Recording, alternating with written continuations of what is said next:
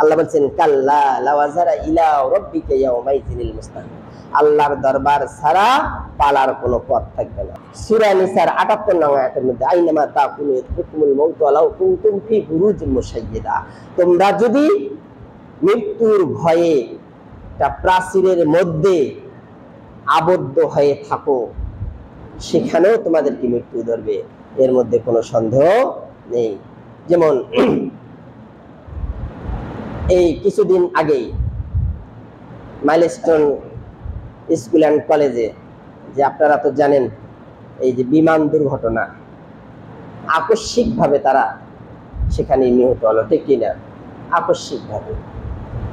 এখন যিনি পাইলট ছিলেন উনি অনেক চেষ্টা করেছেন বাঁচার জন্য।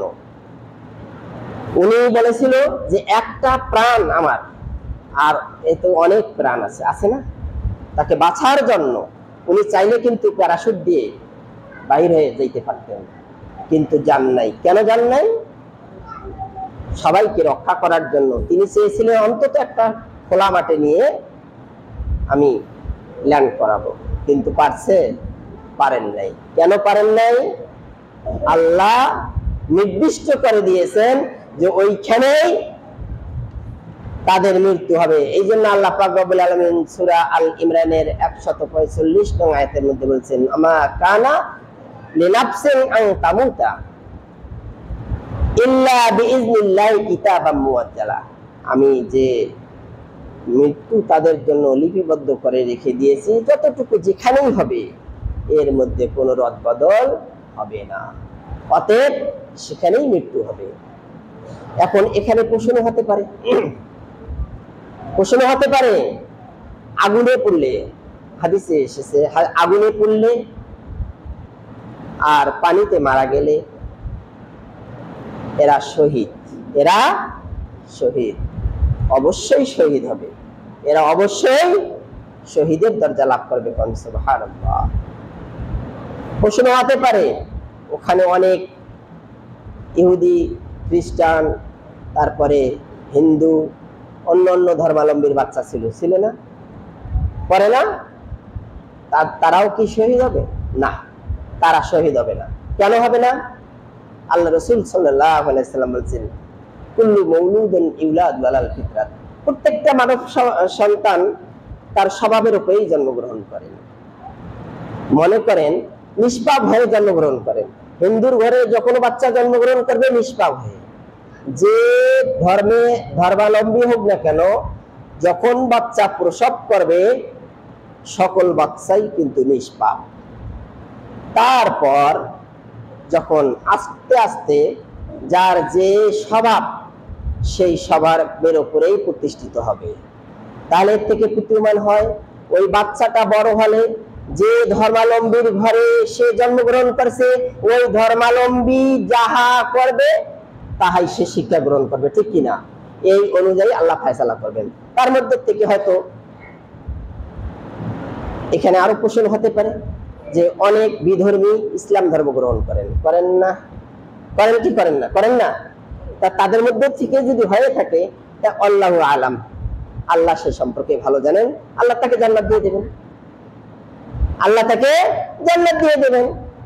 আল্লাহ চাইলে সবকিছুই করতে পারেন, ফাআলুল লিমা ইউরিদ, যে আল্লাহ যাহা ইচ্ছা তাহাই করতে পারেন।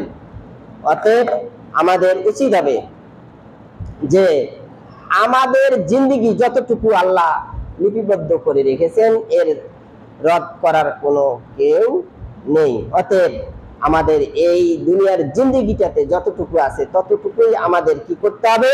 আমাদের আল্লাহ এবং রসুলের তরিকায় চলতে হবে, ঠিক কিনা? এই কোরআনের আইন অনুযায়ী আমাদেরকে চলতে হবে। আল্লাহ পাক রব্বুল আলামিন বলেন যে ইন্নাকা মাইয়িতুন ওয়া ইন্নাহুম মাইয়িতুন সুম্মা ইন্নাকুম ইয়াওমাল কিয়ামাতি ইনদা রাব্বিকুম তাখতাসিমুন।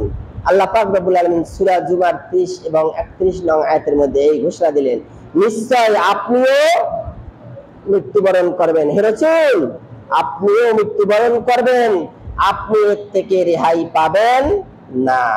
অতঃপর কিয়ামতের দিন তোমরা আসিও তোমার প্রতিপালকের সামনে, কিন্তু বিতর্ক করবে।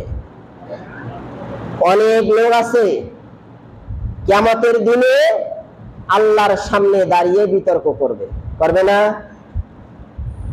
আল্লাহ পাক কুরআনুল কারীমে সূরা ইয়াসিনের 65 নং আয়াতে ঘোষণা দিয়ে দিয়েছেন,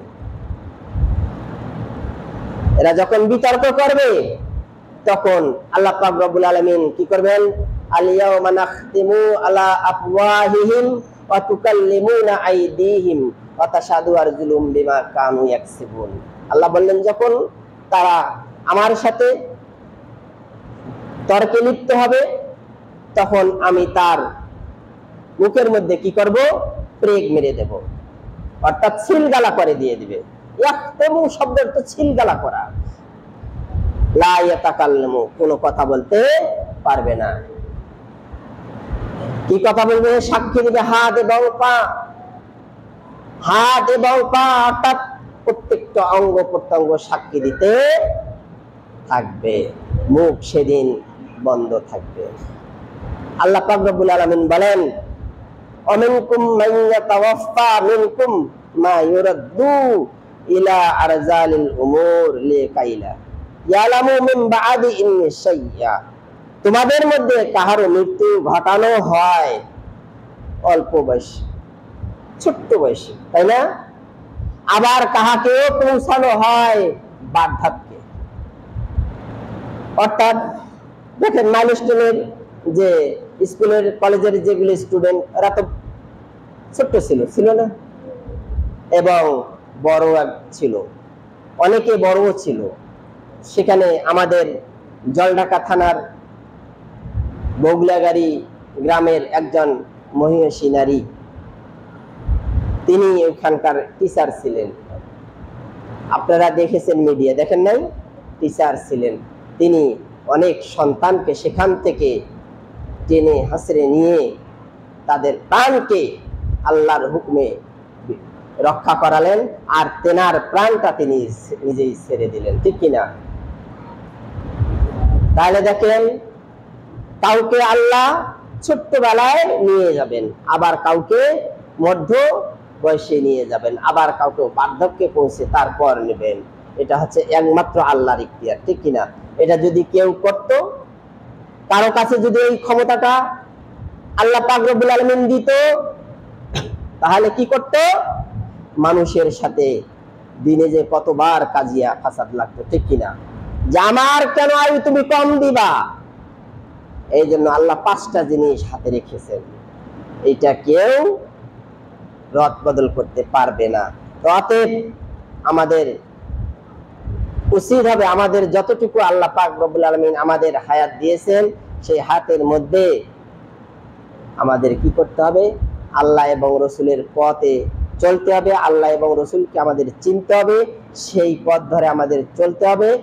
আমরা যাতে করে আল্লাহ এবং রসুলের পথে চলতে পারি, তওবা করতে আমরা যেন পারি, তওবা করে আল্লাহ পাক রব্বুল আলামিন আমাদের সকল গুনাহ মাফ করে দেবেন। আমরা যারা এখনো আছি অন্য এই কোরআনুল কারীম ছাড়া অন্য পথে অন্য মতে আমরা তওবা করব, যাতে করে আল্লাহ পাক রব্বুল আলামিন আমাদের সবাইকে কোরআনের পথে ফিরে এসে আমাদের জীবনটাকে অতিবাহিত করে আল্লাহর সাক্ষাৎ কামনা করার তৌফিক দান করেন সকলে, আল্লাহুম্মা আমিন।